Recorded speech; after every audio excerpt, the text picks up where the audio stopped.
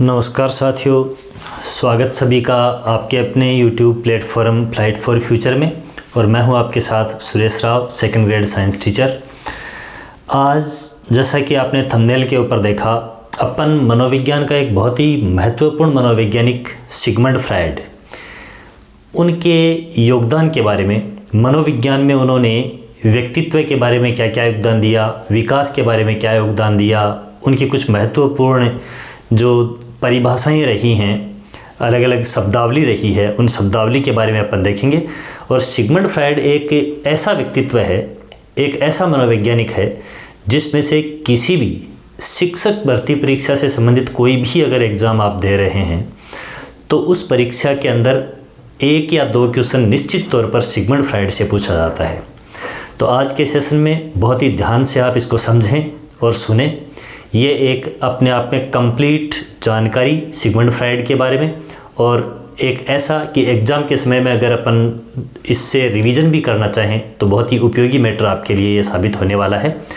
तो अपन देखेंगे कि सिगमंड फ्रायड है, उन्होंने किस प्रकार से और मनोविज्ञान में व्यक्तित्व के बारे में समझाने की कोशिश करी, किस प्रकार से विकास के बारे में समझाने की कोशिश करी है, किस प्रकार से अलग अलग जो मनोलैंगिक विकास है उसमें, यानी कि मन के प्रभाव को, किस प्रकार से मन के आकार को, मन की स्ट्रक्चर को, उसको किस प्रकार से, मन की अवस्थाओं को, उनको किस प्रकार से डिफाइन करने का प्रयास किया है, ये सभी चीज़ अपन आज के इस सेशन के अंदर देखने वाले हैं। तो लगातार सेशन के अंदर जुड़े रहें। और एक आपसे विनम्र आग्रह मेरा कि चैनल को सपोर्ट करने के लिए आप सब्सक्राइब, लाइक, और अगर आपकी इच्छा करे, आपको लगे कंटेंट में दम, तो निश्चित तौर पर आप इसे शेयर भी करें। तो चलिए स्टार्ट करते हैं। सिगमंड फ्रायड, तो ये एक सामान्य सी जानकारी, सिगमंड फ्रायड हैं जिनका जन्म 1856 में वियना ऑस्ट्रिया में हुआ। तो ध्यान रह जाएगा, वियना ऑस्ट्रिया। कब हुआ, सन है वो ज़्यादा नहीं पूछी जाती है। साइकोलॉजी में एक आध सन से संबंधित क्वेश्चन आता है, तो वो अलग अलग टाइप के जो मुख्य रूप से अपन देखते हैं, अपने जो थॉर्नडाइक से संबंधित हैं, उनके सिद्धांत वगैरह हैं, उनके बारे में जो सेशन सन है वो पूछे जाते हैं। लेकिन मुख्य रूप से ये ऑस्ट्रिया के मनोवैज्ञानिक और वियना, ऑस्ट्रिया में वियना नामक स्थान के ऊपर बुक जो हैं वो इम्पोर्टेंट है, बुक्स हैं वो पूछी जाती हैं। पहली जो यहाँ पर बुक है साइकोपैथोलॉजी ऑफ एवरीडे लाइफ। अभी यहाँ पर अपने याद रखने के लिए एक ट्रिक, पैथो शब्द है उसको अपन फ्रायड से जोड़ के देखेंगे। पैथो शब्द को फ्रायड से जोड़ करके यूँ कनेक्ट कर लेंगे वर्ड को, तो याद रह जाएगी साइकोपैथोलॉजी ऑफ एवरीडे लाइफ, दैनिक जीवन के अंदर, ठीक है, जो उपयोगिता है मनोविज्ञान की, उससे संबंधित शाखा साइकोपैथोलॉजी। तो पैथो शब्द है उसको फ्रायड से कनेक्ट कर देंगे तो बुक याद रह जाएगी। इसके बाद में दूसरी जो बुक है, इसको तो याद रखने की कोई ज़रूरत ही नहीं है, सिगमंड फ्रायड है, वही इड और ईगो और सुपर ईगो की बात करते हैं। तो the ego and the id, ये जो बुक है वो सिगमंड फ्रायड की हो जाएगी। इसके बाद में कई बार क्वेश्चन पूछ लिया जाता है कि सिगमंड फ्रायड है वो किस ब्रांच से संबंधित साइकोलॉजिस्ट रहे हैं, तो ये मनोचिकित्सक रहे हैं मुख्य रूप से, यानी मन के बारे में जो थेरेपी है वो इनके द्वारा डेवलप की गई। अब बात स्टार्ट होती है जहाँ से क्वेश्चन बनने की संभावना बहुत ज़्यादा बनती है। तो इनका प्रमुख सिद्धांत जो है सिगमंड फ्रायड का, वो है साइकोडायनेमिक या साइको एनालिटिकल थ्योरी, यानी मनोविश्लेषणात्मक सिद्धांत, जिसको मनोविश्लेषणवाद के नाम से भी जाना जाता है। अब मनोविश्लेषणवाद जो है या मनोविश्लेषणात्मक सिद्धांत है मनोविज्ञान में, इस सिद्धांत को 3 एंगल में देखा जाता है, 3 दृष्टिकोणों के अंदर देखा जाता है। 3 अलग अलग इसके बेसिस क्या हैं, यानी कि जो मनोवैज्ञानिक सिगमंड फ्रायड हैं उन्होंने अपने मनोविश्लेषणात्मक सिद्धांत के अंदर और 3 पहलुओं को टच किया है। उन 3 पहलुओं को टच करते हुए और मन की, व्यक्तित्व की और विकास की अवस्थाओं की, ठीक है, मन, व्यक्तित्व और जो विकास है एक बालक का, उन तीनों चीज़ों को समझाने का इन्होंने प्रयास किया है। अब देखो, मनोविश्लेषणात्मक सिद्धांत है, मनोविश्लेषणवाद एक संप्रदाय भी है, शिक्षा मनोविज्ञान है उसकी एक स्कूल है, ठीक है, एक संप्रदाय है। जिस प्रकार से प्रकार्यवाद है, जिस प्रकार से व्यवहारवाद है, ठीक है ना, तो उसी प्रकार से एक मनोविश्लेषणवाद है, वो भी क्या है, एक संप्रदाय है, स्कूल ऑफ साइकोलॉजी है। मनोविश्लेषणात्मक सिद्धांत है वो व्यक्तित्व की व्याख्या भी करता है, यानी व्यक्तित्व का एक सिद्धांत भी है। और मनोविश्लेषणात्मक एक पद्धति भी है, एक सिस्टम भी है जो कि चिकित्सा पद्धति है, और ये मुख्य रूप से इसी पद्धति को अपनाने के कारण सिगमंड फ्रायड है वो एक मनोचिकित्सक के रूप में जाने पहचाने जाते रहे हैं। तो ये तीनों चीज़ें अपने दिमाग में रहें कि मनोविश्लेषणवाद है वो एक संप्रदाय भी है, स्कूल भी है, व्यक्तित्व का सिद्धांत भी है और चिकित्सा पद्धति भी है, थेरेपी भी है, जिसके अंदर एक व्यक्ति है उसके व्यक्तित्व को समझने के लिए अलग अलग विधियां हैं वो अपनाई जाती हैं। उन विधियों को भी अपन देखेंगे आगे चल करके। अब अपन बात करते हैं कि मनोविश्लेषणात्मक सिद्धांत है वो किन किन एंगल पे या किन किन बेसिस के ऊपर कार्य करता है। तो देखिए, सिगमंड फ्रायड ने बहुत ही अच्छी तरह से मन की स्ट्रक्चर यानी उसकी संरचना, मन के अलग अलग स्तर यानी कि उसके लेवल हैं, उनको समझाने का प्रयास किया है, बहुत ही अच्छी तरह से समझाया है। और जो मन है उसके आकार को, आकार मतलब कि मन के अलग अलग 3 प्रकार बताए, उन प्रकारों में कौन सा जो प्रकार है वो कितना हिस्सा कवर करता है, कितना भाग कवर करता है, तो ये क्या कहलाएगा, स्थलाकृतिक या आकारात्मक मॉडल कहलाएगा, जिसके अंदर सिगमंड फ्रायड ने मन की 3 दशाएं यानी कि 3 कंडीशन बताई हैं। 3 कंडीशन बताने का प्रयास सिगमंड फ्रायड ने किया और इन कंडीशंस में 3 लेवल बताए मन के, ठीक है, 3 स्तर बताए। तो अपन क्या कह सकते हैं कि स्थलाकृतिक या आकारात्मक मॉडल है उसके अंदर मन की 3 कंडीशन या 3 लेवल बताए। वो 3 लेवल कौन कौन से, चेतन मन, अर्धचेतन और अचेतन मन, conscious mind, semi conscious mind या सबकॉन्शियस कह सकते हैं, और अनकॉन्शियस माइंड। अब इन तीनों का अलग अलग कि चेतन मन है वो 1/10 पार्ट होता है, ये 9/10 पार्ट 90% होता है, ये इन दोनों का सामूहिक रूप होता है। इन सभी चीज़ों के ऊपर अपन आगे विस्तृत चर्चा करेंगे। लेकिन ये जो अपने यहाँ जो सारांश देख रहे हैं, इस सारांश से इस क्लास की पूरी थीम आपके सामने क्लियर हो जाएगी कि अपन क्या क्या पढ़ने वाले हैं। और जब भी कभी भविष्य में सिगमंड फ्रायड को देखें तो इसी क्रम में अपन देखें, ताकि एक रोड मैप अपने दिमाग में बन जाए कि हमें क्या क्या पढ़ना है, हमें किस लेवल तक जाना है। इसके बाद में गत्यात्मक यानी कि डायनेमिक मॉडल, ठीक है, या संरचनात्मक मॉडल। तो इसमें क्या किया है कि व्यक्तित्व जो है पर्सनैलिटी है, ठीक है, इस पर्सनैलिटी के और मुख्य रूप से 3 टाइप हैं, उनको समझाने का प्रयास किया है। एक है इड यानी कि इदम, ठीक है, दूसरा है ईगो यानी कि अहम, और तीसरा है सुपर ईगो यानी परम अहम, परम अहम या परा अहम, क्या कह सकते हैं अपन, परा अहम, ठीक है। तो इस प्रकार से अलग अलग व्यक्तित्व के, इसमें इदम जिसमें हावी होता है उनका व्यक्तित्व अलग होता है, ईगो जिनके अंदर हावी होता है उनका व्यक्तित्व अलग होता है, सुपर ईगो हावी होता है उनके अंदर व्यक्तित्व अलग टाइप का होता है। तो यहाँ पर व्यक्तित्व के 3 कारक या व्यक्तित्व के 3 भाग या व्यक्तित्व जिनके अंदर डेवलप होता है, तो डेवलप होने के 3 कारक हैं अलग अलग। तो इन कारकों को समझाने का प्रयास किया गया है, किसके अंदर, गत्यात्मक मॉडल के अंदर ही किया गया है। इसके बाद में बात आती है मनोलैंगिक विकास की अवस्थाएं, स्टेज अलग अलग, यानी कि जब किसी बालक का विकास होता है, डेवलपमेंट होता है, तो उसके अंदर अलग अलग 5 अवस्थाएं होती हैं। सिगमंड फ्रायड के अनुसार और मनोलैंगिक विकास की और जो अवस्थाएं हैं वो कितनी हैं, 5 अवस्थाएं हैं। इन 5 अवस्थाओं को भी अपन विस्तार से देखेंगे। 5 अवस्थाएं कौन कौन सी हैं। सबसे पहली अवस्था जो होती है वो मुख्य अवस्था होती है, यानी कि ओरल स्टेज होती है, और यह अवस्था मुख्य रूप से 0 से लेकर के 1.5 यानी कि 1.5 वर्ष तक चलती है, 18 माह तक चलती है। इसके अंदर बालक है वो अपनी सभी क्रियाओं के केंद्र के रूप में किसको रखता है, मुख को रखता है, यानी इसके सुख का केंद्र जो होता है, आनंद का केंद्र होता है, वो क्या होता है, मुख होता है। इसके बाद अगर अपन बात करें तो दूसरी स्टेज आती है गुदा अवस्था यानी कि एनल स्टेज। इनके अंदर जो बालक है या शिशु है उसके आनंद का मुख्य केंद्र होता है, लैंगिक सुख का जो केंद्र होता है वो गुदा होता है, एनस होता है, और यह अवस्था मुख्य रूप से चलती है 18 माह है, यानी कि 1.5 वर्ष से लेकर के और मुख्य रूप से 3 वर्ष तक ही चलती है। इसके बाद में तीसरी स्टेज आती है लिंग प्रधान अवस्था, और इस अवस्था के अंदर बालक के अंदर शिशु में ओडिपस और इलेक्ट्रा ठीक है, ये दो अलग अलग ग्लैंड यानी कि ग्रंथियां हैं वो विकसित होती हैं। और ये जो अवस्था होती है फेलिक स्टेज होती है, ये सिगमंड फ्राइड के अनुसार बहुत ही महत्वपूर्ण अवस्था है वो मानी गई है। और इस अवस्था का जो काल है वो 3 वर्ष से लेकर के और 5-6 वर्ष तक ही रहता है। ठीक है, इसके बाद में चौथी अवस्था आती है वो सुप्त अवस्था आती है, या इसको अपन कह सकते हैं अव्यक्त अवस्था। क्या कहेंगे? अव्यक्त अवस्था।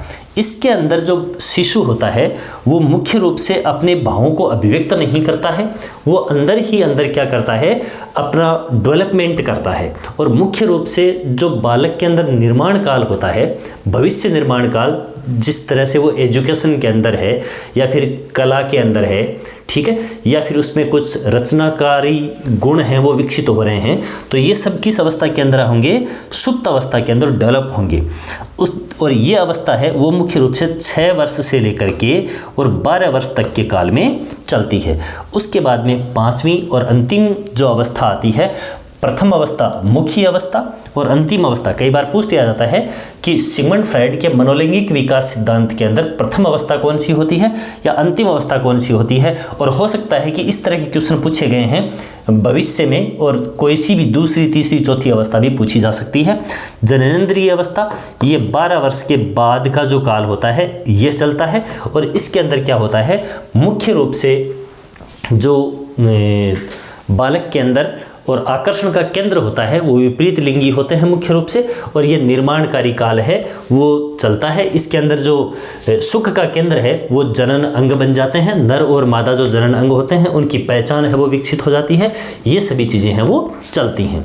तो ये अपना सारांश है आज की क्लास का, जिसको अपन आज देखने वाले हैं। तो मुख्य रूप से सिगमंड फ्राइड, जन्म 1856, Vienna, Austria. Book psychopathology of everyday life, patho शब्द से फ्राइड को ऐड कर लेंगे, ईगो एंड इड, ये बुक आराम से ध्यान रह जाएगी। सिगमंड फ्राइड 3 दृष्टिकोणों के अंदर सिद्धांत चलता है। आकार के रूप में चेतन, तो आकार से ऐसे कनेक्ट कर लेंगे कि चेतन मन है वो 1/10, तो आकार हो गया ना कि बहुत छोटा हिस्सा, और अचेतन मन 9/10 यानी कि एक बड़ा हिस्सा, और इन दोनों का सामूहिक रूप है वो क्या हो जाएगा? अर्धचेतन माने हो जाएगा। उसके बाद में गत्यात्मक यानी कि संरचनात्मक मॉडल, व्यक्तित्व कारक को समझाने का प्रयास किया, तो व्यक्तित्व तो प्रभावित होगा कि जो बालक है उसके अंदर इड, ईगो या सुपर ईगो में से कौन ज़्यादा प्रबल है, कौन ज़्यादा प्रभावी है। और उसके बाद में अवस्थाएं हैं वो आती ही हैं, 5 अवस्थाएं हैं। चलिए आगे देखते हैं इनको अपन। तो सबसे पहले जो 3 आधार अपन ने देखे, 3 दृष्टिकोण देखे, उनके अंदर स्थलाकृतिक या आकारात्मक मॉडल होता है। तो उसमें फ्राइड के अनुसार व्यवहार जो है उसका नियंत्रण मुख्य रूप से कौन करता है? मन करता है। इसीलिए मन के ऊपर ज़्यादा जोर दिया और मन का क्या किया? एनालिसिस किया, मन का विश्लेषण किया। इसीलिए फ्राइड का सिद्धांत है वो मनोविश्लेषणात्मक सिद्धांत के नाम से जाना जाता है। तो व्यवहार का नियंत्रण किसके द्वारा होता है? मन के द्वारा होता है। तथा मन के अलग अलग कितने स्तर बताए?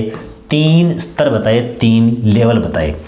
अब कौन कौन से हैं? सबसे पहले चेतन मन यानी कॉन्शियस माइंड, इसके बाद में अवचेतन या अर्धचेतन, प्रीकॉन्शियस या सबकॉन्शियस माइंड, उसके बाद में तीसरा अचेतन मन यानी कि अनकॉन्शियस माइंड। ठीक है, तो मुख्य रूप से मन के 3 लेवल, चेतन मन, अर्धचेतन मन और अचेतन मन। अब देखिए सीधा सीधा नामों से स्पष्ट होता है, चेतन मन यानी कि जिसके अंदर व्यक्ति है वो क्या रहता है? सचेत रहता है, उसका दिमाग काम कर रहा होता है, सोच विचार करके वो क्या करता है? कोई भी व्यवहार करता है। तो ये तो है चेतन मन। इसके बाद में अनकॉन्शियस यानी कि अचेतन मन, यानी कि जब व्यक्ति है वो किसी चीज़ को भुला चुका है, जब उसका माइंड है वो बहुत ज़्यादा उसके ऊपर वर्क नहीं कर रहा है, तो उस समय की अवस्था जो होती है वो अचेतन मन की होती है। और इन दोनों की के बीच की अवस्था होती है वो क्या होती है? अर्धचेतन मन की होती है।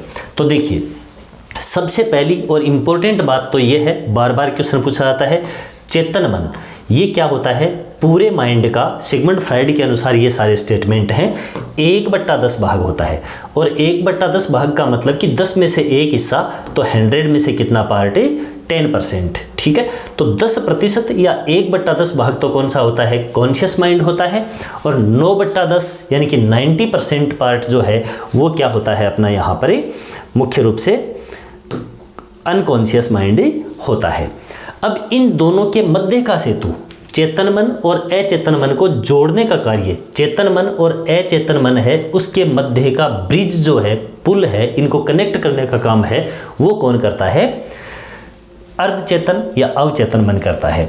अब देखिए, ये 10% और ये यहाँ पर 90%, इन दोनों की व्याख्या है वो इस प्रकार से की गई है सिगमंड फ्राइड के द्वारा कि जिस प्रकार से अपन यूँ देखें कि ये पूरा का पूरा एक समंदर है, ठीक है, इस प्रकार से ये पूरा एक समंदर है और इसके अंदर और अपन देखते हैं कि एक कोई बर्फ़ का बड़ा टुकड़ा या बर्फ़ का पहाड़, ठीक है, इस तरह से यूं पूरा का पूरा एक बर्फ़ का पहाड़ है जो यूं ये समंदर में है। तो इसमें अपन देखेंगे यहाँ ये क्या है, इसकी सेपरेशन लेयर है, दोनों भागों को अलग करने वाली लेयर है। इसका ये ऊपर वाला पार्ट अपन देख रहे हैं, यानी कि बर्फ़ को जब अपन पानी के ऊपर तैरता हुआ देखते हैं तो अपन यही स्थिति देखते हैं कि उसका बहुत छोटा भाग है वो तो ऊपर की तरफ तैर रहा होता है और एक अधिकांश बड़ा भाग है वो नीचे पानी के अंदर डूबा हुआ होता है। तो सिगमंड फ्राइड ने ये ऊपर तैर रहा जो पार्ट है इसकी तुलना किससे करी? चेतन मन से करी। और ये जो अंदर डूबा हुआ भाग है इसकी तुलना किससे करी? अचेतन मन से करी। ये ऊपर तैर रहा भाग 10% जो बहुत कम, और अचेतन भाग सिगमंड फ्राइड ने अपने वर्गीकरण के अंदर और अचेतन मन को ही क्या माना है? महत्वपूर्ण माना है। और अचेतन मन की स्टडी करने के लिए अलग अलग विधियां हैं वो भी दी हैं, जिनकी भी अपन चर्चा करेंगे इसी क्लास के अंदर। स्वपन विधि है, ठीक है, या फिर मुख्य रूप से सम्मोहन विधि है, इन विधियों की अपन चर्चा करेंगे। अचेतन मन है वो कितना रह जाता है? 90% रहता है। और इनके बीच सेतु, ब्रिज या पुल का काम है वो कौन करता है? आपका अर्धचेतन मन करता है। अर्धचेतन मन वो कि जब अपन किसी चीज़ को याद कर लेते हैं लेकिन याद करी हुई चीज़ अचानक से अपन भूल चुके हैं और फिर दिमाग के ऊपर जोर लगाएंगे, जोर लगाने पर वो चीज़ है वो वापस अपने को याद आ जाएगी। तो ऐसी कोई अगर घटना अपने साथ हो रही है, जैसे एग्ज़ाम हॉल में अपन बैठे हुए हैं, कोई प्रश्न अपन याद करके गए और वो प्रश्न हमें एग्ज़ाम हॉल के अंदर अचानक से दिमाग से स्लिप हो गया। अब अपन उससे जुड़ी हुई, उस प्रश्न से जुड़ा हुआ जो टॉपिक है, उस टॉपिक के इर्द गिर्द की बातों को अपने दिमाग में रिकॉल करते हैं और रिकॉल करते हुए वो चीज़ अपने दिमाग में वापस से आ जाती है, वो प्रश्न अपने याद आ जाता है। तो यह स्थिति किसकी होती है? इस स्थिति में जब अपन गुजर रहे होते हैं तो अपन अपना कौन सा माइंड काम में ले रहे होते हैं? अर्धचेतन मन काम में ले रहे होते हैं, यानी कि सबकॉन्शियस माइंड है वो काम में ले रहे होते हैं। चलिए अब बात करते हैं अलग अलग। तो चेतन मन है वो वर्तमान से संबंधित होता है, तुरंत अपन कोई चीज़ याद की हुई चीज़ें फटाफट बोले जा रहे हैं, मतलब अपना कॉन्शियस माइंड है वो क्या कर रहा है? काम कर रहा है। तात्कालिक क्रियाओं से ये क्या होता है? संबंधित होता है, तुरंत की जाने वाली क्रियाओं से संबंधित होता है। यानी कि जब अपना माइंड है वो क्या होता है? बिल्कुल एक्टिव होता है, उस समय की स्थिति क्या होती है? चेतन होती है, यानी कि कॉन्शियस होती है, सक्रिय होती है, ठीक है। फिर अपन बात करते हैं, दूसरी बात आती है, तो इसमें कोशिश करके पूर्व की अनुभूति, यानी पूर्व में अनुभव की गई चीज़ें या याद की गई चीज़ें हैं उनको वर्तमान में, जैसे मान लीजिए किसी व्यक्ति से अपन कभी मिले, अब अपने को वापस मिले हुए 12 महीने 2 साल हो गई, अचानक वो व्यक्ति अपने सामने आते हैं तो अपने को चेहरा है वो याद आ रहा है कि इस व्यक्ति से हम मिले हैं, लेकिन नाम याद नहीं आ रहा। तो हम यूँ कोशिश करके और उसके बाद अचानक हमें वो नाम याद आता है, यानी कि आंशिक रूप से विस्मृति की कोई बात है उसको पुनः याद कर लेना। आंशिक रूप से जैसे वो नाम अपन भूल गए थे या उस व्यक्ति से हम कहाँ मिले थे ये चीज़ भूल गए थे और अचानक हमें याद आया कि हाँ भाई अपन वहाँ मेले में गए हुए थे, वहाँ ही अपन मिले थे, या उस मीटिंग में गए थे वहाँ हम दोनों मिले थे, या कहीं किसी शादी विवाह में गए थे वहाँ हम मिले थे। ये चीज़ अचानक से याद आती है। ये घटना किससे, उस समय अपन उस स्थिति में अपन किस माइंड से गुजर रहे होते हैं? अवचेतन मन या अर्धचेतन मन से गुजर रहे होते हैं। इसके बाद बात करते हैं अपन अचेतन मन की। तो 90% पार्ट होता ही है। यह दमित इच्छाओं का समुद्र है, यानी कि जो भी इच्छाएं अपनी अधूरी रह चुकी होती हैं, जो हमारी यादें जिनको अपन पूर्णतया विस्मृत कर चुके हैं, तो वो सारा का सारा भंडार है वो किस में रहता है? अचेतन मन के अंदर रहता है। तो अपनी न जाने अपन अपने जीवन में कितनी बातें कभी याद करी और भूल गए और अब कभी याद ही नहीं आती। तो ऐसी चीज़ें बहुत ज़्यादा हैं। उन सभी को अपन सिगमंड फ्राइड के अनुसार और किस माइंड में रखते हैं, अचेतन मन के अंदर वो चीज़ें हैं वो रहती हैं। तो दमित इच्छाओं का ये समुद्र है, भंडार है। दुख और कष्टदायी बातें, किसी व्यक्ति ने अपने को कोई चुभने वाली बात कह दी, या तो हमने उसका उसी समय रिवेंज ले लिया, बदला ले लिया। यदि बदला नहीं लिया तो कुछ समय तक हमने उस कष्ट को सहा, उस दंश को सहा, उस दुख को सहा, और एट लास्ट अपन ने ये सोच लिया कि चल जाने दे, जो हुआ छोड़, और उन चीज़ों को भूल जाते हैं। उसके बाद में साल, 2 साल, 5 साल निकलती हैं और वो चीज़ें हैं वो बिल्कुल विस्मृत हो जाती हैं। उससे अपने को कोई लेना देना नहीं रहता है। वो चीज़ें किस माइंड के अंदर रहती हैं, अचेतन मन के अंदर रहती हैं। अपूर्ण इच्छाएं हैं, उनको भुला देना और भुलाकर संतुष्ट हो जाना। जैसे किसी की इच्छा थी IAS बनना, अब उन इच्छाओं को, हालांकि वो चीज़ एक गहरी अपनी इच्छा थी, इसलिए उसको भुला देने में, उसको अचेतन मन के अंदर ले जाने में बहुत लंबा वक्त लगता है। लेकिन बाद में वो IAS नहीं बन करके RAS बन गया व्यक्ति, और RAS के काम में इतना मस्त हो गया कि बाद में उसको IAS नहीं बनने का कोई बहुत ज़्यादा मलाल नहीं रहा, और उन चीज़ों को भूल कर वो बहुत आगे बढ़ गया। तो ये चीज़ें किसके अंदर चली जाती हैं, अचेतन मन के अंदर ही चली जाती हैं। तो इस प्रकार से चेतन मन, अर्धचेतन मन और अचेतन मन, इनको अलग अलग रूप में वर्गीकृत किया किसने, सिगमंड फ्राइड ने। बहुत ही शानदार और क्लासिफिकेशन यहाँ पर दिया गया। इसके बाद में अपन बात करते हैं दूसरा गत्यात्मक मॉडल। देखिए, सबसे पहले आकारात्मक मॉडल के अंदर अपन ने आकार मतलब छोटा बड़ा 10%, 90% और उनके बीच में अर्धचेतन मन, यूँ याद रह जाएगा अपने को, आराम से रह जाएगा। उसके बाद में डायनेमिक मॉडल, ठीक है, और मुख्य रूप से व्यक्तित्व को एक्सप्लेन करने का यहाँ पर ही काम किया गया। 3 अवस्थाएं या 3 भाग बताए गए, किसके, माइंड की 3 अवस्थाएं, और उस माइंड की 3 अवस्थाओं के आधार पर ही सिगमंड फ्राइड ने क्या कहा, पिछली स्लाइड के अंदर अपन ने देखा कि जो व्यक्तित्व का संचालन है वो व्यक्ति में कौन करता है, मन करता है, माइंड करता है। तो उसी मन की 3 अवस्थाएं और उसी के आधार पर उसका व्यक्तित्व है वो क्या करता है, 3 प्रकार से वर्क करता है, 3 प्रकार से व्यक्ति है वो व्यवहार करता है।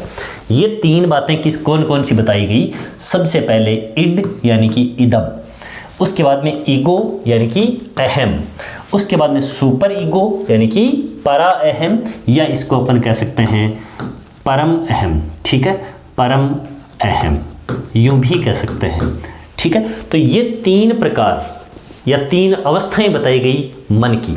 उन 3 अवस्थाओं के आधार पर व्यवहार, व्यक्तित्व 3 प्रकार के होते हैं। इनमें सबसे सुपर, सबसे अच्छी तरह से वर्क करने वाला, संतुलित जो स्थिति है मन की, जिसमें व्यक्तित्व है, व्यवहार है, वो बहुत ही सुंदर तरीके से सामने आता है, वो है ईगो। अपन जिसको बोलते हैं साधारण भाषा में कि इसमें तो ईगो बहुत ज़्यादा है, उसको अपन नेगेटिव लेते हैं। वो ईगो बहुत ज़्यादा मतलब अपन घमंड ज़्यादा होने को बोलते हैं ईगो, जबकि ईगो वर्ड का सही मीनिंग समझा जाए तो ईगो तो बहुत अच्छी चीज़ है। ईगो तो व्यक्ति में होना चाहिए, ईगो है वो तो व्यक्ति का हावी होना चाहिए। जिसका ईगो हावी होगा वही एक संतुलित व्यक्तित्व का धनी होगा। चलिए बात करते हैं कैसे। सबसे पहले इड, ठीक है, इदम, ये आनंद के नियम का पालन करता है। आनंद, या फिर अपन करते हैं कि ये क्या करता है, सुख के सिद्धांत को काम में लेता है। सुख सिद्धांत इसके ऊपर चलता है। सुख सिद्धांत का मतलब ये है कि कोई भी यदि व्यक्ति है, कोई भी बालक है, वो सिर्फ अपने आनंद और सुख से मतलब रखता है। उसको इस चीज़ से कोई मतलब नहीं है कि मैं जिस आनंद का उपभोग कर रहा हूँ उसके द्वारा किसी दूसरे व्यक्ति को कोई नुकसान भी हो रहा है या किसी दूसरे व्यक्ति का मैं अहित भी कर दे रहा हूँ क्या, इन चीज़ों से कोई मतलब इसको नहीं रहता है। तो पहली बात, आनंद के नियम का पालन करता है। तुलनात्मक तौर पर अपन तीनों चीज़ों को देखेंगे। ये वास्तविकता के नियम का पालन करता है कि हकीकत में क्या सही है और क्या गलत है। इन चीज़ों का डिसीजन करके तार्किकता के आधार पर ये चीज़ है वो चलती है। तर्क के आधार पर कोई व्यक्ति अपने व्यक्तित्व को व्यवहार में लाता है, सामने प्रकट करता है, तो ये क्या है, ईगो की अवस्था है। यानी ये वास्तविकता के नियम, रियलिटी के नियम पर काम करता है। सुपर ईगो है वो नैतिक नियमों के ऊपर यानी आदर्शवादी सिद्धांत के ऊपर कार्य करता है। यानी ये ऐसा नहीं देखता कि क्या सही है वो क्या गलत है, वो सिर्फ ये देखता है कि समाज क्या चाहता है, समाज क्या चाहता है वही वर्क करना है, भले ही मेरी खुद की इच्छाएं दब जाएं। ऐसा अगर किसी का व्यक्तित्व है तो वो सुपर ईगो में जी रहा है, वो अपने आप को देवतुल्य पेश करने की कोशिश कर रहा है, वो सभी लोगों का मसीहा बनने की कोशिश कर रहा है, चाहे उसके खुद के जो अरमान हैं वो भले ही उनका दमन हो जाए। तो ऐसा नैतिक नियमों का या आदर्शवादी नियमों का पालन करने वाला जो व्यक्तित्व है वो कौन सा है? सुपर ईगो है। अब ये चीज़ है वो जन्मजात होती हैं। इड, ये क्या है? इदम, ये जन्मजात है, यानी ये बच्चों के अंदर बहुत ज़्यादा हावी होता है। जैसे अपन बच्चों से तुलना करके देख सकते हैं, किसी व्यक्ति में भी हो सकता है बाद में भी, लेकिन बच्चों के अंदर ऐसा पाया जाता है कि वो जैसे किसी खिलौने के लिए जिद कर ली।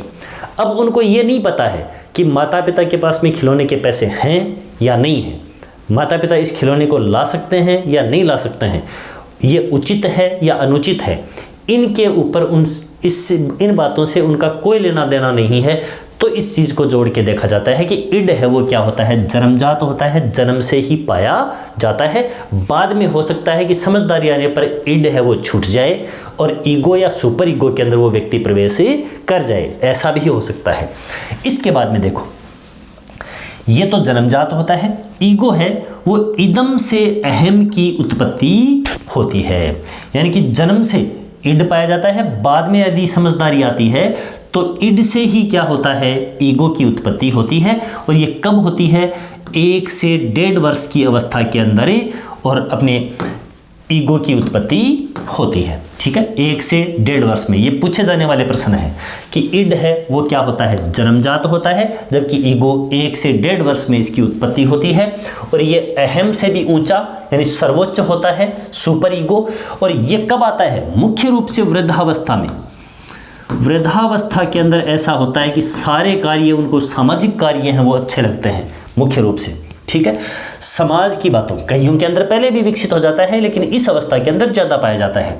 समाज की बातों को आत्मसात कर लेने से उत्पन्न होता है। समाज में जो भी कार्य हो रहे हैं वो ठीक हैं, बाकी जो कुछ हो रहा है वो असामाजिक है, वो सही नहीं है, ऐसा इस अवस्था में यानी कि सुपर ईगो में जीने वाले व्यक्तियों की धारणा होती है।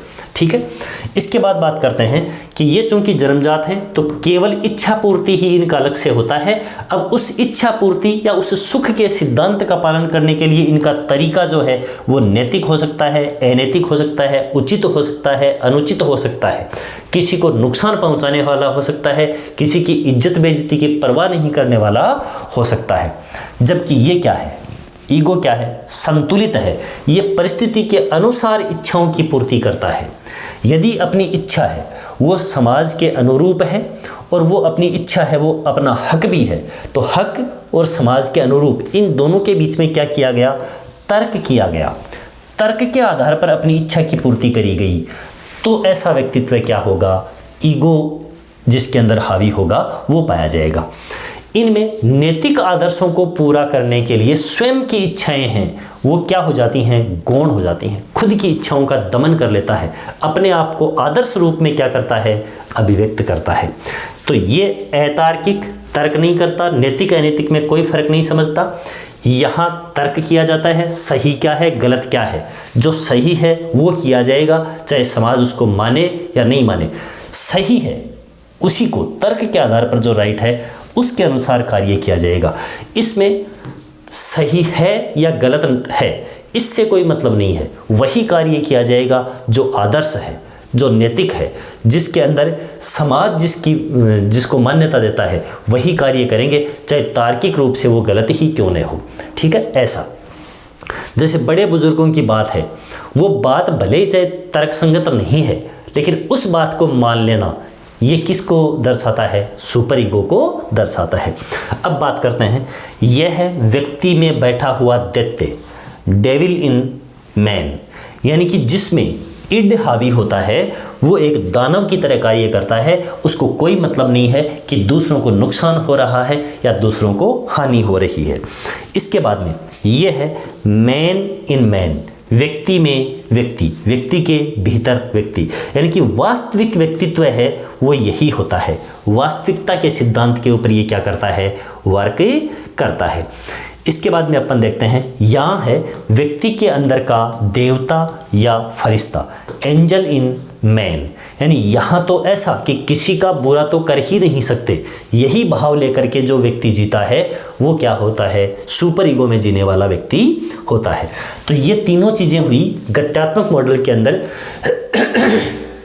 व्यक्तित्व के तीन भाग या तीन अवस्थाएं, इड यानी इदम, ईगो, सुपर ईगो। ये आनंद के नियम के ऊपर कार्य करता है, ये वास्तविक नियम पर या आदर्शवादी नियमों के ऊपर कार्य करता है ना। यानी इसको अपन ऐसे ले सकते हैं कि इसमें निगेटिविटी हो सकती है, इसमें किसी का बुरा हो सकता है, और बात आती है दैत्य की, ये वास्तविक है, ये संतुलित है। ठीक है, आगे भी अपन देखेंगे कि मुख्य रूप से जिसमें ईगो जो है वो जिसमें प्रबल होता है वही संतुलित व्यक्तित्व का धनी होता है। यदि इड और सुपर ईगो ये है तो यहाँ के व्यक्ति हैं वो कुसमायोजित पाए जाते हैं। क्यों पाए जाते हैं कुसमायोजित? कि इनके अंदर ये तो एक तरह से यूँ कह सकते हैं अपन कि आवारा हो सकते हैं, एक तरह से समाज विरोधी हो सकते हैं, समाज के अंदर आतंक फैलाने वाले हो सकते हैं। और ये जो हैं वो अपनी इच्छाओं को जब दबा रहे हैं तो एट लास्ट स्ट्रेस या तनाव इनके अंदर आ सकता है, मानसिक रोगी हो सकते हैं, ये चीज़ें इनके अंदर आ सकती हैं। लेकिन ये जो व्यक्तित्व है वो बिल्कुल संतुलित होता है। तो ये अपनी स्लाइड इन तीनों को समझाने वाली रही। यदि आप लोग इसको नोट भी करना चाहें तो स्टार्टिंग जो है वहीं से नोट कर लें, ताकि ये बीच बीच में एक्सप्लेन करने की जो घटनाएं हैं ये आपको डिस्टर्ब नहीं करें। बाकी तो बिल्कुल क्लियर है ही, नोट भी किया जा सकता है, एज ए शॉर्ट नोट्स ये काम आएंगे आपके। अब अपन बात करते हैं, कुछ महत्वपूर्ण तथ्य हैं, स्टेटमेंट हैं जो कि इड, ईगो और सुपर ईगो से जुड़े हुए हैं, जहाँ से क्वेश्चन बनते हैं, डायरेक्ट स्टेटमेंट से बनते हैं, फैक्ट से बनते हैं। तो देखो, अहम ईगो जो है वो व्यक्ति के अंदर क्या करता है, मुख्य रूप से व्यक्ति विवेचन शक्ति का उपयोग करता है। यदि विवेचन शक्ति मतलब तर्क शक्ति का उपयोग इसके अंदर करता है, सही गलत क्या है उसका विश्लेषण करता है, जिस व्यक्ति में क्या होता है, ईगो हावी होता है। अतः ईगो को व्यक्तित्व का कार्यपालक माना जाता है। यानी व्यक्तित्व है वो वास्तव में सही होगा, संतुलित होगा, वो किसका होगा, जिसमें ईगो हावी होगा। इसके बाद में इड, इड तो क्या है, एक दानव है, एक राक्षस है, एक दैत्य है। तो उसको कंट्रोल में कौन करेगा, उसको कंट्रोल में कौन करेगा, ईगो करेगा। ये सारी विशेषताएं यहाँ जो इस स्लाइड में हैं वो किसकी हैं, ईगो की हैं। कि ईगो है उसमें विवेचना, तर्क शक्ति पाई जाती है। पिछली स्लाइड में अपन ने देखा तार्किक है ये, ठीक है।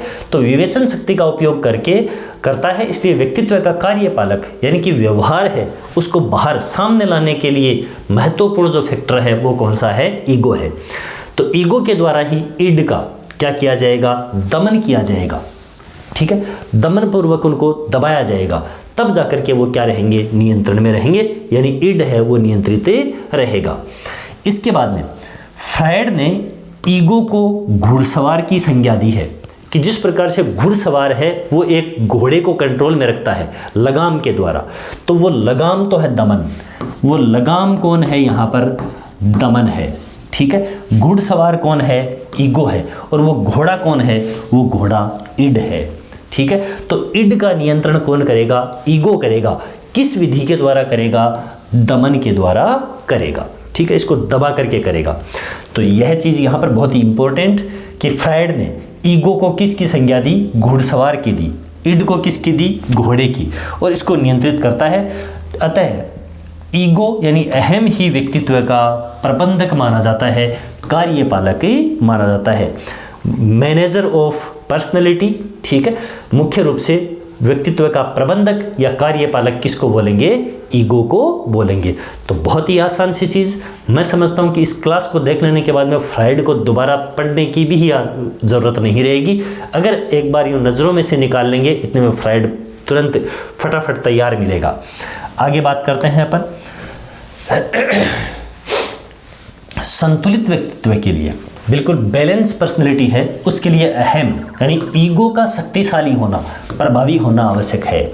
ईगो अगर प्रभावी है तो उसमें तार्किकता पाई जाएगी और उसका व्यक्तित्व बिल्कुल बैलेंस्ड होगा, संतुलित होगा। ईगो यदि कमज़ोर है, ईगो कमज़ोर हुआ तो फिर दो स्थितियां उत्पन्न हो सकती हैं। कौन कौन सी हो सकती हैं, ईगो अगर कमज़ोर है तो वो या तो सुपर ईगो यानी कि परा अहम ये प्रभावी हो जाएगा, या फिर इड यानी कि इदम जो है वो क्या हो जाएगा, प्रभावी हो जाएगा। यानी या तो वो देवता या फिर वो क्या है, दैत्य। ये दोनों ही कंडीशन क्या हो जाएंगी, फिर एक व्यक्ति के लिए मुख्य रूप से घातक हो जाएंगी। तो सुपर ईगो का प्रभावी होना, इस स्थिति में व्यक्ति अपने आप को क्या करेगा, आदर्श आत्मा के रूप में या देव तुल्य प्रस्तुत करने की कोशिश करेगा। इस भाव में स्थापित करने हेतु वो स्वयं की इच्छाओं का क्या करेगा, दमन करेगा। और खुद की इच्छाओं का बार बार लगातार हर बार अगर दमन किया जाएगा तो वो व्यक्ति मुख्य रूप से यहाँ पर क्या हो जाएगा, कुसमायोजित हो जाएगा। अर्थात इनके अंदर मुख्य रूप से मानसिक रोग जो हैं वो होने की संभावना रहेगी। मानसिक रूप से ये क्या हो जाएंगे, रोगी होंगे। ठीक है, तो ये भी हानिकारक है।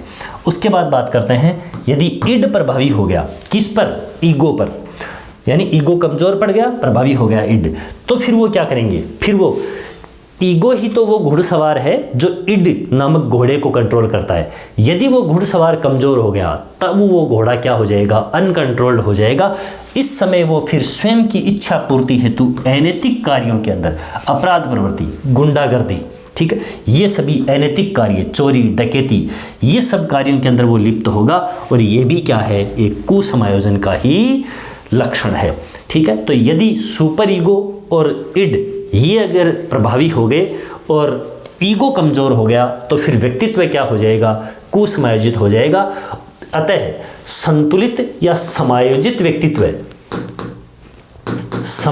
व्यक्तित्व जो है उसके लिए क्या जरूरी है, अहम यानी ईगो का शक्तिशाली होना, इसका ज़्यादा प्रभावी होना जरूरी है। इसके बाद अपन बात करते हैं आगे, तो परम अहम यानी कि सुपर ईगो, इसकी स्थिति में यानी हमेशा वो देवता के रूप में बना हुआ रहना चाहता है, तो उसकी स्थिति के अंदर मानसिक विकार, ठीक है, एक मानसिक विकार उत्पन्न हो जाता है जिसको ऑब्जर्सिव कंपल्सिव डिसऑर्डर, ठीक है, ऑब्जर्सिव कंपल्सिव डिसऑर्डर कहा जाएगा। इसके अंदर मुख्य रूप से वो एक ही कार्य को यानी अपने आप को देवता तुल्य स्थापित करने के अंदर लगा हुआ है और एक ही कार्य को क्या करेगा, वो बार बार दोहराएगा। और ऐसी प्रवृत्ति क्वेश्चन पूछा जाता है कि एक ही कार्य को बार बार दोहराने की प्रवृत्ति है वो किस प्रकार का विकार है, तो वो ऑब्जर्सिव कंपल्सिव डिसऑर्डर है, OCD है। ठीक है, क्वेश्चन ऐसे भी पूछा जाता है कि OCD क्या है, तो परम अहम के अंदर जीने वाले व्यक्ति में उत्पन्न एक मानसिक विकार है। क्या है, एक मानसिक विकार है। ठीक है, तो ध्यान में रखेंगे, ऑब्जर्सिव कंपल्सिव डिसऑर्डर OCD, ठीक है, एक ही कार्य को बार बार दोहराना। इसके बाद देखिए, ये मुख्य रूप से अपन देखें तो जो व्यक्तित्व है उसके 3 अलग अलग कारक हो गए, या जो मन है उसकी 3 अलग अलग क्या हो गई, स्थितियां हो गई। यानी कि एक डायनेमिक मॉडल है उसको अपन ने देखा, जिसमें इड, ईगो और सुपर ईगो अपन ने पढ़े। अब इनसे संबंधित जो महत्वपूर्ण शब्दावली आती है जो फ्राइड के द्वारा दी गई। फ्राइड के अनुसार व्यक्तित्व के विकास का सबसे बड़ा कारक यानी कि डेवलपमेंट होता है, जब पर्सनैलिटी डेवलप होती है तो उस समय व्यक्ति के अंदर जो मूल क्रियाएं चलती हैं वो होती हैं लैंगिक मूल प्रवृत्तियां, यानी कि सेक्सुअल जो एक्टिविटीज होती हैं वो मुख्य रूप से उसके व्यक्तित्व को क्या करती हैं, प्रभावित करती हैं। और उनका जो मुख्य शक्ति के अंदर होता है, मुख्य पावर यहाँ पर होता है, शक्ति के अंदर होता है, उसको इन्होंने क्या नाम दिया, लिबिडो नाम दिया। ठीक है, क्या कहा कि जो व्यक्तित्व है उसका विकास मुख्य रूप से मनुष्य के अंदर जब हो रहा होता है तो उसका मुख्य कारक, व्यक्तित्व को मुख्य रूप से प्रभावित करने वाला जो शक्ति कारक है वो क्या होता है, लिबिडो होता है। क्वेश्चन भी इसी तरह से पूछता है कि लिबिडो क्या है, तो व्यक्तित्व के विकास में सबसे बड़ी लैंगिक मूल प्रवृत्तियां जो होती हैं उनका शक्ति केंद्र या उनका कारक है वो क्या होता है, लिबिडो होता है। ठीक है, तो मूल रूप से फ्राइड में अपने को यही चीजें ध्यान में रखनी है। लैंगिक मूल प्रवृत्तियां, इन्हीं को किसके रूप में जाना जाएगा, लिबिडो शब्द के द्वारा इन्होंने इसको परिभाषित करने की कोशिश करी। तो लिबिडो लैंगिक मूल प्रवृत्तियां रह जाएगा याद आराम से। मानव विकास का मुख्य बल प्रेरक, यानी कि मनुष्य का जब डेवलपमेंट होता है वो स्वयं का विकास करता है, तो यूं कहें कि उसका मेन मोटिव फ्राइड के अकॉर्डिंग, ये सभी बातें हैं वो कौन कह रहा है, ये सभी बातें हैं वो फ्राइड कर रहा है। फ्रायड है उसने जो लैंगिक मूल प्रवृत्तियां हैं उनको अपने सिद्धांत के अंदर हमेशा सर्वोपरि रखा, और इसीलिए स्वयं सिगमंड फ्रायड की बेटी एना फ्रायड वह भी इससे क्या हो गई, बगावत कर गई, और लास्ट में विश्लेषणात्मक सिद्धांत है वो उन्होंने दिया। इनका सिद्धांत था मनोविश्लेषणात्मक मनोलैंगिक सिद्धांत, जबकि उन्होंने मनोविश्लेषणात्मक यानी कि मुख्य रूप से लैंगिक मूल प्रवृत्तियां हैं उनसे, यानी केवल लैंगिक मूल प्रवृत्तियां ही व्यक्तित्व को प्रभावित करती हैं, इस बात से उन्होंने एग्री नहीं किया और वो अलग ही हो गए। तो सिगमंड फ्रायड क्या करता है, लैंगिक मूल प्रवृत्तियों की बातें करता है और क्या कहता है कि मनुष्य का विकास है उसका मुख्य कारक, मेन मोटिव, मेन प्रेरक जो है वो लैंगिक मूल प्रवृत्तियां ही हैं, अर्थात प्रारंभिक विकास जो है उसमें कामुकता है वो प्रमुख रूप से पाई जाती है, अर्थात सेक्सुअल जो उनकी जो इच्छाएं हैं वो सबसे ज़्यादा हावी होती हैं। ये बात किसने करी, सिगमंड फ्रायड ने करी। और मुख्य रूप से प्रारंभिक विकास यानी कि सिगमंड फ्रायड जो हैं उन्होंने मुख्य रूप से 1 से 5 वर्ष का, और जो शुरू की 3 अवस्थाएं हैं, आगे विकास की अपन 3 अवस्थाएं देखेंगे, और शुरू में स्लाइड के ऊपर अपन ने देखा भी 3 अवस्थाएं, जिसके अंदर मुख अवस्था है, इसके बाद में गुदा अवस्था है, और इसके बाद में जो मुख्य रूप से लैंगिक अवस्था है, ठीक है, लैंगिक अवस्था फैलिक स्टेज जो है जिसके अंदर इलेक्ट्रा और ओडिपस ग्लैंड है वो विकसित होती हैं। ये तीनों अवस्थाएं जो ये चलती है 0 से लेकर के और 1.5 वर्ष तक, ये चलती है उसके बाद में 18 माह से लेकर के 3 वर्ष तक, ये चलती है 3 से लेकर 5-6 वर्ष तक। तो ये यहाँ का ये प्रारंभिक विकास 5-6 वर्षों तक का विकास, उसमें क्या कहा कि सिगमंड फ्रायड ने कि कामुकता है वो प्रभावी होती है, और इसके केंद्र शुरू में मुख रहते हैं लैंगिक मूल प्रवृत्तियों का, उसके बाद में गुदा, और उसके बाद में उनकी लैंगिक जो अवस्थाएं होती हैं इलेक्ट्रा और ओडिपस ग्लैंड। ओडिपस बच्चों के अंदर जिसमें माता के प्रति प्रेम पाया जाता है, और इलेक्ट्रा लड़कियों के अंदर जिसमें पिता के प्रति वो एक्स्ट्रा प्रेम है वो दर्शाती हैं। तो ये चीज़ें हैं वो सिगमंड फ्रायड के दौरान। तो लिबिडो समझ में आ गया होगा आराम से। लिबिडो से संबंधित फ्रायड और लैंगिक मूल प्रवृत्तियां हैं वो ही विकास का मुख्य कारक होती हैं, कामुकता ही प्रमुख कारक होती है। यह चीज़ किसके अंतर्गत बताते हैं, सिगमंड फ्रायड लिबिडो के अंतर्गत बताते हैं। आगे बात करते हैं मनोलैंगिक विकास की अवस्थाएं। तो देखिएगा अपन ने शुरू के अंदर जो एकदम रोड मैप लेके चले थे उसमें 3 चीज़ें थी, 3 एंगल लिए थे, 3 दृष्टिकोण लिए थे अपन ने। पहला आकारात्मक, जिसके अंदर अपन ने मन के 3 आकार, 3 स्थितियां अलग अलग देखी, चेतन, अर्धचेतन और अचेतन। उसके बाद में गत्यात्मक मॉडल, उसके अंदर मुख्य रूप से अपन ने व्यक्तित्व के 3 कारक, इड, ईगो, सुपर ईगो। और उसके बाद में अब देख रहे हैं सी टाइप, यानी कि तीसरा बेसिस अपने पास में जो है वो है मनोलैंगिक विकास की अवस्थाएं। सिगमंड फ्रायड यही बातें हैं वो सब कुछ करता है। तो मनोलैंगिक विकास की सबसे पहला क्वेश्चन तो यही बनता है कि कितनी अवस्थाएं बताई गई सिगमंड फ्रायड के द्वारा, तो 5 अवस्थाएं बताई गई। सबसे पहली स्टेज है मुखी अवस्था। 5 अवस्थाएं अपन अगर देखें तो मुख्य रूप से यूं आराम से मुख, गुदा, लिंग प्रधान, ठीक है, यानी कि लैंगिक, और उसके बाद में चौथी अवस्था सुप्त, सुप्त या अव्यक्त, अव्यक्त, और 5वीं अवस्था है वो क्या हो गई, जननिक अवस्था, जेनाइटल फेज, जननिक अवस्था। अब आराम से याद रहेगी 0 से 1.5, 1.5 से 3, 3 से 5, 6, ठीक है, 6 से 12, 12 के बाद, बस आराम से याद रह जाएंगी, ठीक है ना। तो ये 5 अवस्थाएं, और सब अवस्थाओं के अंदर कौन सी बात करता है, कामुकता के केंद्र की बात करता है सिगमंड फ्रायड। तो यहाँ पर लैंगिक प्रक्रियाएं हैं उनका देखिएगा। मुख्य अवस्था, ओरल स्टेज, यानी कि आनंद का मुख्य केंद्र है वो क्या होता है, मुख होता है। 0 से 1.5 वर्ष, इनके अंदर भी 0 से 6 माह तक चूषण अवस्था, यानी मुख से किसी भी चीज़ को चूसने की अवस्था है वो बच्चे के अंदर हावी रहती है। या तो माँ का स्तनपान करता है तो उस समय चूसने की अवस्था चलती है, या छोटे बच्चे हैं वो अपने अंगूठे को चूसने की प्रक्रिया है उसको अपनाते हैं, उसमें भी आनंद की अनुभूति करते हैं, उस समय भी अंगूठा चूसना है वो सिगमंड फ्रायड के अनुसार क्या है, कामुकता की एक्टिविटी है, सेक्सुअल एक्टिविटी है, ठीक है। तो केंद्र क्या हो गया, मुख हो गया। इसके बाद में मुख से की जाने वाली सभी क्रियाएं हैं वो इसके अंदर आती हैं। 6 से 18 माह के अंदर मुंह से काटने की अवस्था, स्तनपान करते समय उनको दांत से काटने की कोशिश करता है। बच्चे हैं, छोटे बच्चे 6 से 18 माह के बच्चे, वो कहीं भी गोद में ले रखा है, उठा रखा है उस समय, और वो यूँ जिसने उनको गोद में उठा रखा है उन्हीं को काटने की कोशिश करेंगे, हाथ को, अंगुली को मुंह में चलेगी, काटने की कोशिश करेंगे। तो यह है काटने की अवस्था, यह है 6 से 18 माह में।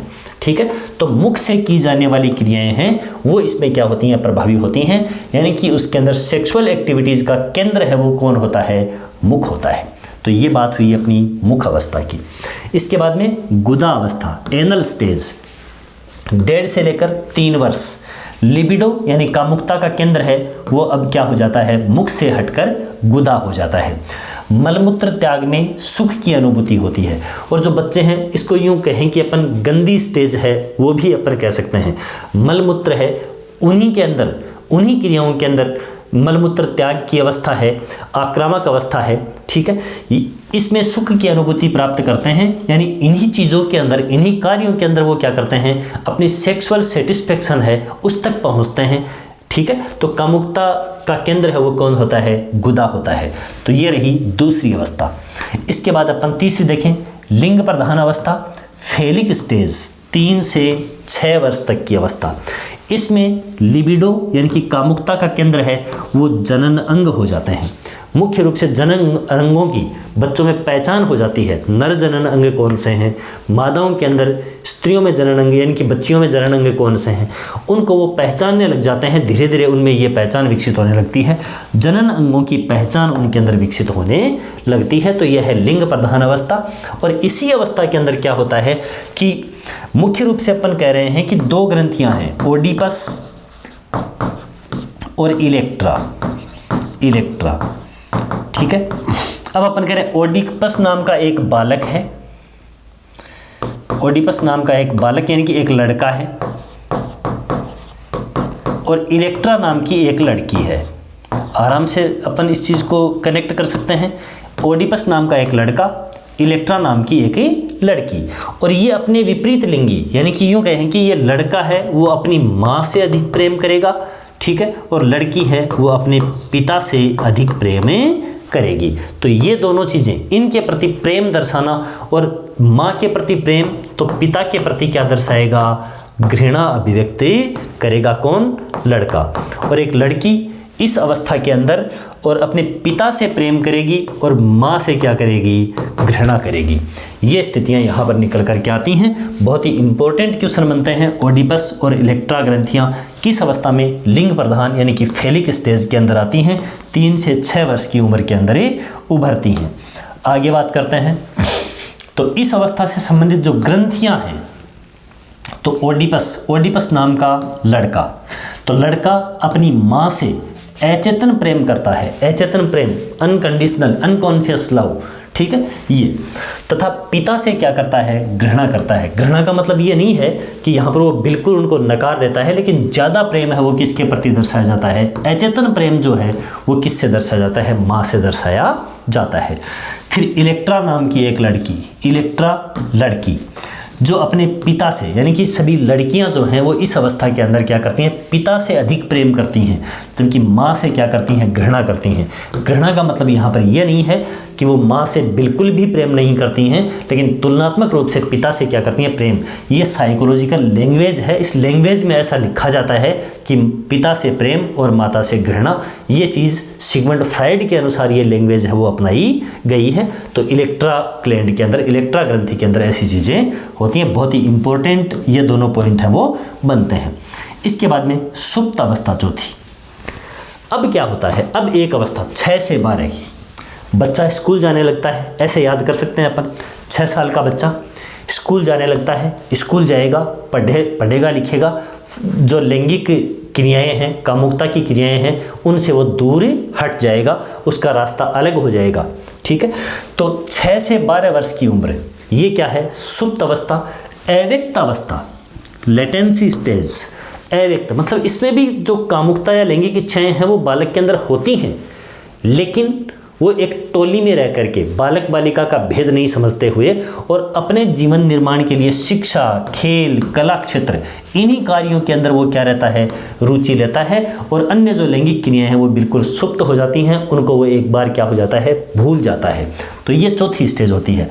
लैंगिक इच्छाएं सुप्त हो जाती हैं, अव्यक्त रहती हैं, बाहर नहीं झलकती हैं, उदात्तीकरण हो जाता है उनका, सब्लिमेशन हो जाता है, सब्लिमेशन हवा में उड़ जाती हैं बिल्कुल, ठीक है, होकर अन्य क्षेत्र में व्यक्त हो जाती हैं। यानी कि इनकी इच्छाएं हैं वो लैंगिक क्षेत्र में नहीं, कामुक क्षेत्र के अंदर, लिबिडो क्षेत्र में नहीं रह करके सेक्सुअल जो कार्य हैं उनमें इन्वॉल्व नहीं हो करके और शिक्षा, खेल, कला, निर्माण, रचना, ठीक है, इन सभी के अंदर मुख्य रूप से रचनात्मक कार्य जो होते हैं उनके अंदर मुख्य रूप से उनका लगाव जो है वो बढ़ता है। और इसी समय के अंदर बालक के ऊपर वो ध्यान देने की ज़रूरत होती है कि इस क्षेत्र के अंदर अगर बालक की इच्छा है और उसी रूप में उसको प्रवाहित कर दिया गया तो जिस प्रकार से एक नदी अपना मार्ग बना लेती है, ठीक उसी प्रकार से बालक भी अपना मार्ग चूज कर लेते हैं और वो अच्छे रास्ते के ऊपर ही चल पड़ते हैं। यानी कि जो भी रास्ता उनको दिखाया जाए उस रास्ते के ऊपर, चाहे वो शिक्षा का है, खेल का है, कला का है, राजनीति का है, उस क्षेत्र में वो मोड़ ले लेते हैं। तो ये थी चौथी अवस्था।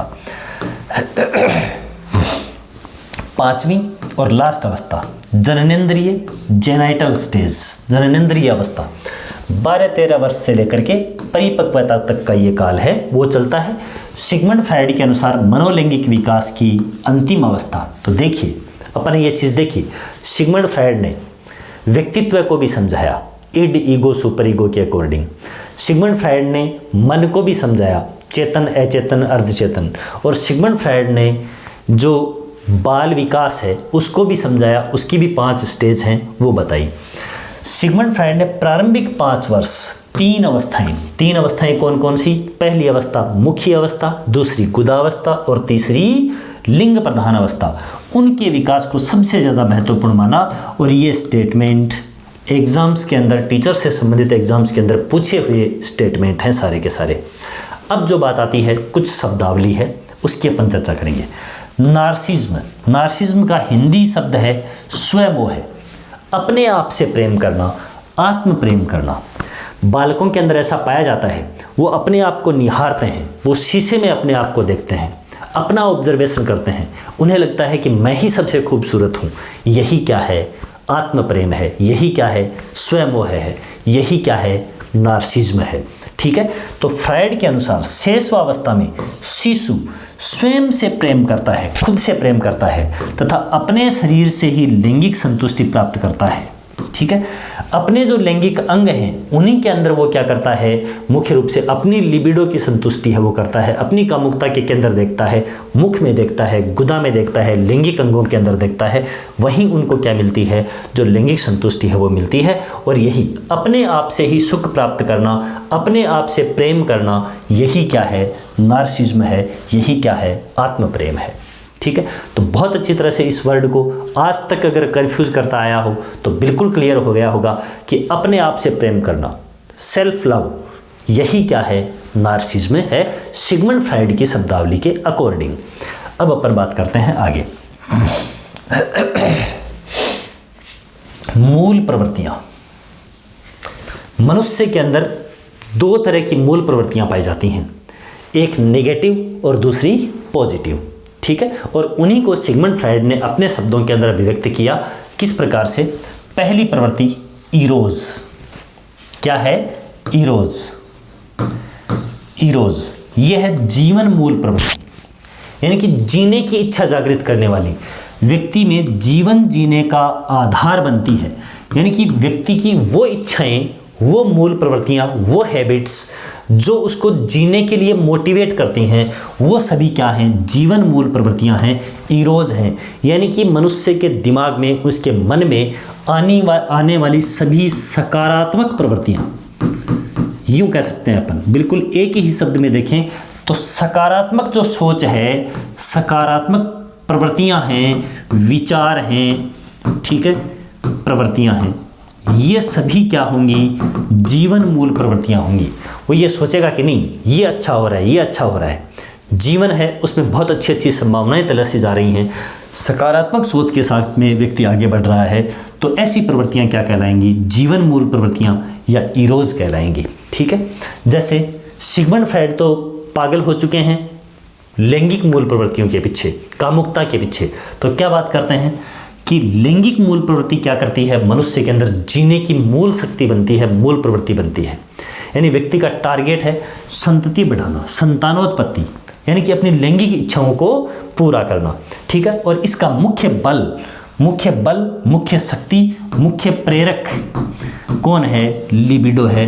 कौन है? कामुकता है। ठीक है, तो ये बात कौन करते हैं? सिगमंड फ्रायड करते हैं। लेकिन इसकी प्रवृत्ति को, इस कामुकता की प्रवृत्ति को पॉजिटिव वे के अंदर संतानोत्पत्ति, जनन प्रक्रिया के द्वारा, ठीक है, रिप्रोडक्शन के द्वारा और अपने मानव जाति के अस्तित्व को आगे बढ़ाते रहना। जनन है, रिप्रोडक्शन है, वो एक पॉजिटिव सिस्टम है मानव का, जिसके तहत वो मनुष्य है वो अपने अस्तित्व को प्रकृति में बचाए हुए है। इसलिए इन सभी चीज़ों को पॉजिटिव फैक्टर के रूप में अभिव्यक्त किया सिगमंड फ्रायड ने, और इन सभी प्रवृत्तियों को किस में शामिल किया? जीवन मूल प्रवृत्तियों के अंदर, यानी इरोज में शामिल किया। तो बहुत अच्छी तरह से क्लियर हो गया होगा। फिर अपन बात करते हैं दूसरी मृत्यु मूल प्रवृत्तियां, यानी कि नेगेटिव सोच वाली थैंटोस। अपन कह सकते हैं सभी नकारात्मक प्रवृत्तियां, नकारात्मक प्रवृत्ति, ये सब क्या होती हैं? मृत्यु मूल प्रवृत्तियां होती हैं, थैंटोस कहलाती हैं। तो इरोज जीवन मूल प्रवृत्तियां, थैंटोस मृत्यु मूल प्रवृत्तियां, नकारात्मक प्रवृत्तियां। व्यक्ति में विरक्ति कि कुछ नहीं है, इस जीवन में कुछ नहीं पड़ा, ऐसी सोच अगर कोई रखता है, इसका मतलब वो अंतिम सत्य किसको मानता है? अंतिम लक्ष्य किसको मानता है? मृत्यु को। हाँ, ये निश्चित है कि मृत्यु निश्चित है, लेकिन उस मृत्यु से पहले जीवन की संभावनाएं बहुत हंसी खुशी अच्छी तरह से जीवन जीना, ये इरोज है। ठीक है, और केवल मृत्यु का रोना रोते रहना कि उससे पहले कुछ भी नहीं है, तो वो सब चीज़ें, अंतिम लक्ष्य मृत्यु पर ही केंद्रित होना, तो विनाशकारी और विरक्ति वाले व्यवहार को प्रेरित करने वाली जो भी इच्छाएं होती हैं, जो भी उसकी एक्टिविटीज़ होती हैं, वो किसके अंदर आती हैं? थैंटोस के अंदर आती हैं। जैसे वो हिंसा, क्रोध, ईर्ष्या, अवसाद, ये सारी चीज़ें, कुंठा, ये सब क्या है? नकारात्मक है, नेगेटिव चीज़ें हैं। तो ये नेगेटिव चीज़ें अगर हावी हो रही हैं तो वो प्रवृत्तियाँ क्या कहलाएंगी? थैंटोस। और अगर पॉजिटिव फैक्टर हावी हो रहे हैं तो वो क्या कहलाएंगी? इरोज। बहुत कम वर्ड में, एक एक वर्ड में अगर कहा जाए तो ये सकारात्मकता जहाँ है इरोज, और नकारात्मकता जहाँ है वो थैंटोस। अब इन दोनों चीज़ों में हमेशा क्या रहता है? बैलेंस रहता है। यदि इन दोनों चीज़ों में बैलेंस नहीं है और अगर ये थैंटोस हावी है, तब तो फिर व्यक्ति क्या हो जाएगा? फिर तो व्यक्ति सुसाइड कर लेगा, फिर तो व्यक्ति किसी की हिंसा करके किसी को मार डालेगा, किसी को तोड़ डालेगा, ये कार्य करेगा। लेकिन दोनों में हमेशा क्या पाया जाएगा? बैलेंस पाया जाएगा। और उस बैलेंस के बाद भी व्यक्ति लगातार जी रहा है, इसका मतलब उसमें क्या है? इरोज है वो ज़्यादा सक्रिय है, वो ज़्यादा एक्टिव है। ठीक है, और इरोज ज़्यादा एक्टिव है, इसीलिए व्यक्ति है वो जीवन जी रहा है, इसीलिए वो क्या कर रहा है? लैंगिक मूल प्रवृत्तियों में संतति बढ़ाने का कार्य और अपने जीवन के अंदर प्रोग्रेस है वो कर रहा है। तो ये चीज़ भी ध्यान रखने वाली होती है कि एक व्यक्ति के अंदर भले ही उसमें नकारात्मक विचार हैं, लेकिन ज़्यादा एक्टिव कौन है? इरोज है, यानी कि पॉजिटिव फैक्टर भी उसमें हैं। इसके बाद में देखिएगा सिगमंड फ्रायड ने तो मुख्य रूप से मूल प्रवृत्तियां दो टाइप की, इरोज, थैंटोस, बहुत ही इंपॉर्टेंट चीज़ें हैं दोनों। उसके बाद अपन देखते हैं फ्रायड है, उन्होंने 90% किसको बताया? अचेतन मन 90%। तो सबसे ज़्यादा महत्वपूर्ण है वो किसको मानते हैं? अचेतन मन को मानते हैं। और उस अचेतन मन का अध्ययन करने की अलग अलग विधियाँ बताई। पहली विधि जो सिगमंड फ्रायड के द्वारा बताई गई, बहुत इंपॉर्टेंट मेथड, स्वप्न विश्लेषण, ड्रीम एनालिसिस। इन्होंने क्या कहा कि यदि किसी व्यक्ति के व्यक्तित्व को समझना है, उसके मन को समझना है, तो अचेतन स्वप्न जो है, ड्रीम है, ये लैंग्वेज यूं कर सकते हैं अपन, स्वप्न है वो अचेतन तक पहुंचने का सही मार्ग है, सबसे अच्छा मार्ग है। यानी कि व्यक्ति है वो अपने अचेतन मन में, यानी उसकी पूरी पुरानी इच्छाएं जिनको वो भुला चुका है, एक भंडार के रूप में, एक समुद्र के रूप में पड़ी हैं। ठीक है, उन इच्छाओं को जानने का मार्ग है स्वप्न। उसका जो सपना, उसने स्वतंत्र रूप से सोते हुए क्या सपना देगा, वो सपना उससे पूछा जाए, उसका अगर वो ठीक ठीक विश्लेषण उससे करवा लिया जाए तो हमें पता चल जाएगा कि उसके अचेतन मन में कौन कौन सी इच्छाएं हैं वो दबी हुई हैं, या फिर उसका जीवन में क्या सपना था, वो सपना जो अधूरा रह गया किस में केंद्रित रहता है, अचेतन मन के अंदर ही रहता है, वहीं दमित रहता है। तो स्वप्न विश्लेषण के द्वारा और अपन क्या कर सकते हैं, अचेतन मन का अध्ययन कर सकते हैं। उसके बाद में दूसरी विधि मुक्त साहचर्य विधि, बंधन मुक्त अभिव्यक्ति। इसमें क्या होता है कि जब अपन व्यक्ति को कुछ पूछते हैं कि तेरी दबी हुई इच्छाएं क्या होती हैं, तो व्यक्ति सामान्य तौर पर हमें वो चीज़ें बताते नहीं हैं। क्यों नहीं बताते हैं कि उन्हें एक बाउंडेशन लगती है, उन्हें ऐसा लगता है कि जो व्यक्ति हमसे ये क्वेश्चन कर रहा है, जो व्यक्ति हमें ये पूछ रहा है, वो व्यक्ति विश्वसनीय नहीं है। इस व्यक्ति को अगर मैं ये चीज़ें बताऊंगा तो वो मेरा मजाक उड़ाएगा या लोगों के सामने ये चीज़ जाएगी तो वो फिर मेरी कमजोरी बनकर उभरेगी। ये चीज़ मनुष्य को लगती है, इसलिए वो अपने अचेतन मन में दबी हुई चीज़ें हैं वो सभी के सामने नहीं लाता है। इसलिए इस मुक्त साहचर्य विधि के अंदर क्या करता है कि जो मनोवैज्ञानिक है, मनोवैज्ञानिक जो अचेतन मन का अध्ययन कर रहा है, वो मुख्य रूप से जिस पर अध्ययन किया जा रहा है उस व्यक्ति को बिल्कुल स्वतंत्र रूप से लिटा देता है और लिटा करके उसे बोलता है कि जो जी में है वो खुलकर बोल, तुझे सुनने वाला मेरे अलावा कोई नहीं है और मैं एक मनोचिकित्सक जिसका दूसरा कोई कुछ नहीं लगता, तेरी चीज़ कहीं आउट नहीं होगी। ये बिल्कुल उसे बंधन मुक्त किसी व्यक्ति को कर दे, तब उसकी अभिव्यक्ति क्या होती है, स्वतंत्र होती है। और एक बिल्कुल हास्यास्पद बात कि अपन मुख्य रूप से देखते हैं कि देखते क्या है, सुनते हैं समाज में कि शराब पिया हुआ व्यक्ति है वो झूठ कभी नहीं बोलता। क्यों? अब वो बंधन मुक्त है, अब वो फ्री है, अब वो आनंदमय है, वो मुक्त साहचर्य विधि को अपना रहा है। अब वो जो कुछ बोलेगा, अब जो उसकी अभिव्यक्ति होगी वो अचेतन मन की आएगी। अब उसकी दबी हुई इच्छाएं हैं वो बाहर आएंगी। ठीक है, अब उसके अचेतन मन को अच्छी तरह से पढ़ा जा सकता है। तो ये स्थिति, हालांकि ये शराब पिए हुए व्यक्ति की जो स्थिति है ये एक समझने के लिए है, ठीक है, लेकिन इस विधि के अंदर क्या करता है, मनोचिकित्सक या मनोवैज्ञानिक है वो व्यक्ति को मुक्त रूप से स्वतंत्र फील करवाता है और फिर उससे अचेतन मन में दबी हुई बातें पूछता है। इसके बाद में तीसरी विधि सम्मोहन या हाइप्नोसिस विधि। ये अर्ध चेतनावस्था में, यानी कि जो व्यक्ति है उस व्यक्ति का खुद का जो चेतन मन है वो काम नहीं कर रहा होता, वो किसी के वश में हो चुका होता है। इस तरह की यहाँ पर घटना है वो प्रदर्शित की जाती है कि व्यक्ति है वो अर्ध चेतनावस्था के अंदर उसके व्यवहार का अध्ययन किया जाएगा और अध्ययनकर्ता द्वारा ही वो संपूर्ण रूप से संचालित होगा। कई बार अपन यूँ कहते हैं कि फला व्यक्ति ने उसका तो माइंड वॉश कर दिया। अब वो जिस प्रकार से सामने वाला जिसने माइंड वॉश किया वो जैसा कह रहा है वैसा ही सामने वाला व्यक्ति व्यवहार कर रहा है। ये चीज़ें ये किस प्रकार की है, बिल्कुल सम्मोहन के प्रकार की है ना, कि जिस व्यक्ति ने उसका माइंड वॉश किया अब वो बिल्कुल उसी की बातें मान रहा है। तो फिर क्या करेगा, उसका खुद का माइंड है वो काम नहीं कर रहा। वो किस अवस्था में है, अब अर्ध चेतना अवस्था में है, सबकॉन्शियस माइंड में है। खुद का जो मुख्य रूप से कॉन्शियस माइंड काम करना चाहिए वो नहीं कर रहा है। अब उसे जो सामने वाला व्यक्ति कह रहा है, जिसके वशीभूत वो हो चुका है, उसी की बातें उसे क्या लगती हैं, सही लगती हैं और वो जो कुछ पूछता है वो व्यक्ति बयान करता है, उसको अभिव्यक्त करता है। यानी अचेतन मन की बातें हैं वो क्या होती हैं, बाहर होती हैं, बाहर आती हैं। ठीक है, तो ये सम्मोहन विधि भी एक ऐसी विधि है जिसके द्वारा और अचेतन मन का अध्ययन किया जा सकता है। व्यक्ति के अंदर की दबी हुई इच्छाएं हैं उनको बाहर निकाला जा सकता है। ठीक है, तो उम्मीद करता हूँ ये सिगमंड फ्राइड से संबंधित संपूर्ण विवरण था वो आपके सामने बिल्कुल खोल करके रखने का मैंने प्रयास किया है और उम्मीद करता हूं कि ये क्लास आपको बहुत ज़्यादा पसंद आएगी। और क्लास अगर पसंद आए तो निश्चित तौर पर चैनल के प्रति आप प्यार प्रेम दर्शाएं, चैनल को सब्सक्राइब करें, लाइक करें, शेयर करें, अपने दोस्तों तक पहुंचाएं इन बातों को। मिलते हैं एक और ऐसी ही शानदार और जानदार क्लास के साथ में अगले नेक्स्ट सेशन के अंदर। तब तक मस्त रहिए, पढ़ते रहिए और अपने अध्ययन को, अपनी सफलता को सुदृढ़ कीजिए। ऐसी ही शुभकामनाओं के साथ में मिलते हैं पर फिर से। चैनल पर जुड़ने के लिए आपका बहुत बहुत शुक्रिया, धन्यवाद।